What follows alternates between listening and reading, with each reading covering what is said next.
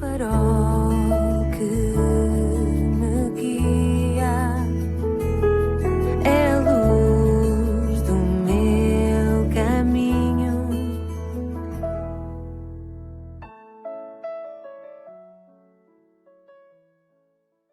Sou o Carlos Oliveira e quero dar as boas-vindas à 110ª edição do programa Pedindo Luz. O tema que hoje proponho é Vitória de Pirro.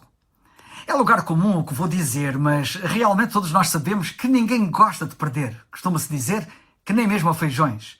E também sabemos todos que há vitórias com sabor de derrota, vitórias ilusórias. Facto que pode não ter grandes consequências em alguns casos, mas acabar por ter repercussões trágicas noutros. Gostaria de começar por apresentar um caso básico. Um conto popular americano clássico diz que um trabalhador ferroviário teimoso decidiu provar a sua habilidade e capacidade competindo com uma máquina de perfuração. John Henry, de seu nome, enfurecido ao saber que máquinas poderiam tirar-lhe o seu emprego e aos seus colegas, afirmava que as suas habilidades e capacidades de escavação eram superiores às máquinas. Então organizaram um concurso em que ele competiria com uma nova broca de perfuração. O resultado foi impressionante. A broca, depois de perfurar cerca de 3 metros, partiu-se, enquanto John Henry chegava aos 4 metros de profundidade no mesmo período de tempo. Quando os outros trabalhadores começaram a comemorar a sua vitória de forma esfuziante, ele perdeu os sentidos e acabou por morrer de exaustão. Uma vitória que de facto teve sabor a derrota. Uma vitória ilusória. John Henry pode ter sido vitorioso naquele concurso, mas aquela vitória não teve sentido face à sua morte resultante. Teve uma vitória com sabor de derrota. Em suma, podemos dizer que ele venceu a batalha, mas perdeu a guerra, que é o que tem acontecido em muitos círculos, mesmo em teatros de guerra. Ganhar uma batalha, mas perder a guerra é o exemplo militar de uma vitória vazia, oca, sem sentido. O que adianta ganhar uma batalha se perde a guerra?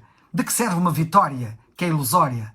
Um tipo particular de vitória ilusória, vazia, é a famosa vitória de Pirro, que se define como uma vitória que acarreta um preço tão devastador ao vencedor que equivale a uma derrota.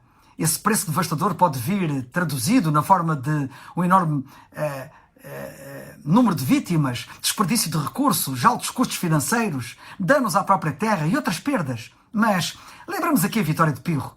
O termo vitória de Pirro fica na história após o rei grego Pirro de Épiro, no período de 280 e 279 a.C., juntamente com o seu exército, ter conseguido derrotar os romanos em 2 grandes batalhas, entrando em Itália com 25 mil homens e 20 elefantes, coisa inédita para os romanos que nunca tal tinham visto. Pirro estava confiante de que poderia alargar o seu império. No entanto, o número de vidas perdidas no processo tornou a vitória de Pirro sem sentido. De acordo com Plutarco, Pirro disse a um amigo que outra vitória contra os romanos o desfaria completamente. Pirro não conseguiu mais recrutas em número suficiente para reforçar o seu exército. Afinal, ele havia perdido a maioria dos seus homens, incluindo a maioria dos seus amigos e comandantes. Enquanto isso, os romanos foram derrotados apenas temporariamente, pois eles puderam substituir os seus soldados perdidos com relativa facilidade. Pior ainda, para Pirro e para o seu exército, as 2 derrotas enfureceram os romanos de tal forma que os deixaram mais dispostos a continuar a lutar e a vencer do que nunca. Pirro, sentindo-se derrotado, reuniu o restante das suas tropas e navegou em retirada de volta à Grécia. Infelizmente, muitas pessoas percebem tarde demais que pagaram um preço muito elevado pelas suas conquistas ou pelas suas vitórias. Outra vitória vazia ocorreu em Pearl Harbor. Na Segunda Guerra Mundial, o ataque a Pearl Harbor foi considerado uma vitória para os japoneses. No entanto, ao provocar um exército com forças bem superiores, que era o exército americano, puseram em movimento algo que não puderam controlar. E como nós sabemos, os japoneses acabaram depois por perder a guerra em favor dos americanos. Nós ganhamos uma batalha, mas perdemos uma guerra sempre que atingimos algum objetivo menor, ou mesmo ainda que seja maior, que leve a uma perda bem superior.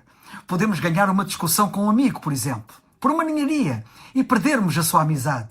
Podemos atingir um objetivo profissional de curto prazo, trabalhando horas extras, apenas para prejudicar a nossa saúde e reduzir a nossa produtividade a longo prazo.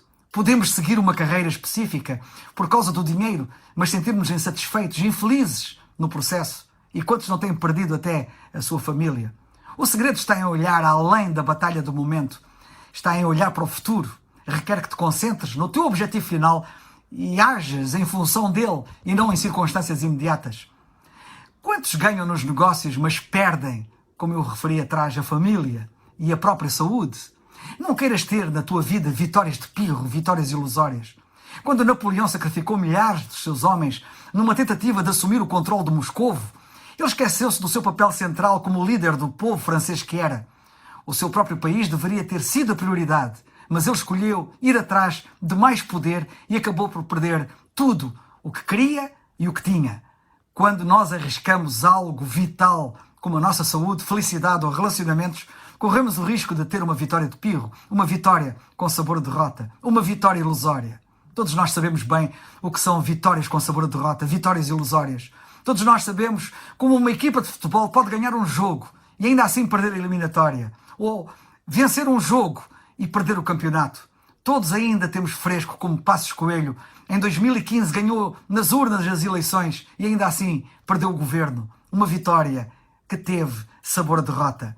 Mas se é verdade que já tens conhecido na tua atual experiência, eventualmente, vitórias com sabor de derrota, há vitórias que tens vindo a conquistar na vida que te poderão parecer serem um dado definitivo adquirido. Porém, tem cuidado, que essa realidade não pressagie teres uma enorme derrota final depois dessas muitas vitórias parciais na vida que tens vindo a conquistar e que te parecem definitivas. Onde tens os teus olhos? A curta distância? Em objetivos temporais, parciais ou eternos? É importante que tu saibas o que um dia o Senhor Jesus Cristo disse. Ele, a personificação da verdade. Disse ele assim: pois que aproveita o homem ganhar o mundo todo e perder a sua alma. Marcos 8,36. A pior parangona que pode surgir num jornal ou revista a respeito de alguém não é a de uma vitória de pirro de outros, mas a de uma vitória de pirro do próprio. Neste caso, uma vitória de pirro tua. Alguns pensam ser possível ganhar o mundo inteiro, que não ganham, como não ganharam Alexandre Magno, Alexandre o Grande, Napoleão, Hitler, para citar os nomes mais sonantes. Mas mesmo que o ganhassem, ainda assim, de que tal lhes teria valido se perdessem depois a sua alma? De que te vale ganhares o mundo inteiro que não consegues se perderes a tua alma? Tens andado a tentar conquistar o quê? E para quê? Ainda não tomaste consciência de que ao morreres não levarás nada deste mundo contigo? Bem disse Alexandre Magno, para que deixassem de fora da sua urna, quando ele morresse, as suas mãos abertas, para que todos vissem que não levaria nada dele. Lembra-te da vitória de Pirro. Não a queiras para ti. Não te esqueças das vitórias com sabor de derrota. Não queiras uma vitória ilusória. As terras, casas, carros, fortunas, que andas porventura a tentar conquistar, terão sabor a derrota. Não tenhas disso dúvidas. De que te adianta conseguires um céu temporal aqui na terra para acabares num inferno eterno quando tu morreres? Para que não acabes em vitória de Pirro, tens de crer no que Deus diz na sua palavra. Tem sido esse o problema do homem desde Adão, o primeiro homem, não crer naquilo que Deus diz. Foi isso que foi trágico a Adão, ele ter duvidado do que Deus dizia. Mas quero que saibas que também há derrotas com sabor de vitória. Alguns são olhados como perdedores por causa da sua fé, por crerem. A maioria acha que a sua fé é ridícula, fantasiosa, assentem em realidades. Porém, aguardem pelo que verão na meta da vida.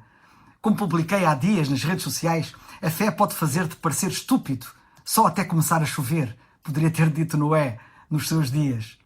Sabes que está escrito na Bíblia, em 1ª carta de João, capítulo 5, versículo 4, esta é a vitória que vence o mundo. O quê?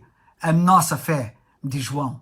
E diz mais, diz ele, porque todo o que é nascido de Deus vence o mundo.